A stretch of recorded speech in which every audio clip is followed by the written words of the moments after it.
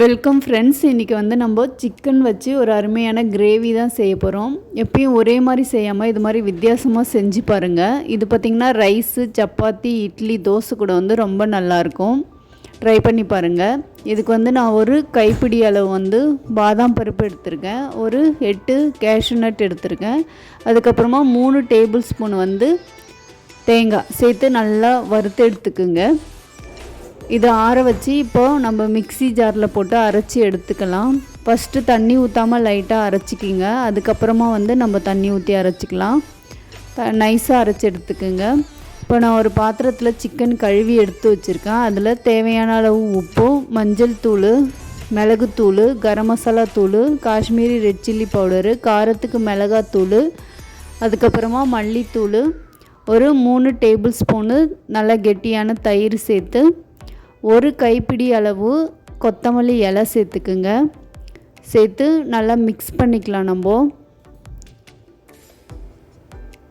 நல்லா மிக்ஸ் ஆனதுக்கப்புறமா நம்ம அரைச்சி வச்சுருந்த அந்த பாதாம், கேஷ்யூ நட் அந்த விழுது வந்து நம்ம சேர்த்துக்கலாம்.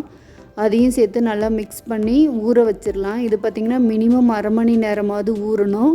நீங்கள் மேக்ஸிமம் 1 hour 2 hour கூட ஊற வைக்கலாம். ஏன்னா ஊற உங்களுக்கு வந்து டேஸ்ட்டு ரொம்ப நல்லாயிருக்கும். இப்போ வந்து ஒரு கடாயில் வந்து நான் நல்லெண்ணெய் தான் சேர்க்குறேன். எண்ணெய் சூடானதுக்கு அப்புறமா நம்ம வந்து சோம்பு சேர்த்துக்கலாம். சோம்பு பொரிஞ்சதுக்கு அப்புறமா பொடியாக கட் பண்ணி வச்சுருந்த வெங்காயம் சேர்த்து நல்லா வறுத்து எடுத்துக்குங்க. இந்த வெங்காயம் கம்ப்ளீட்டாக ப்ரௌன் கலரில் ஆகணும்.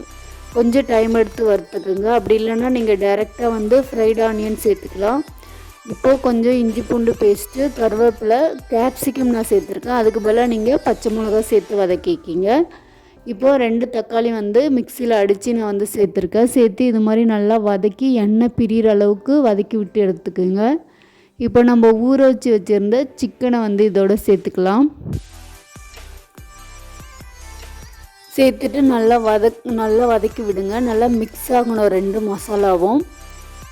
மிக்ஸ் ஆனதுக்கு அப்புறமா கொஞ்சம் வந்து நம்ம தண்ணி சேர்க்கலாம். எதுக்குன்னா அந்த சிக்கன் நல்லா வேகிறதுக்காக. இப்போ தண்ணி சேர்த்து நல்லா மிக்ஸ் பண்ணி விட்டுட்டு ஒரு மூடி போட்டு ஒரு 5 minutes வந்து நம்ம வேக வைக்கலாம்.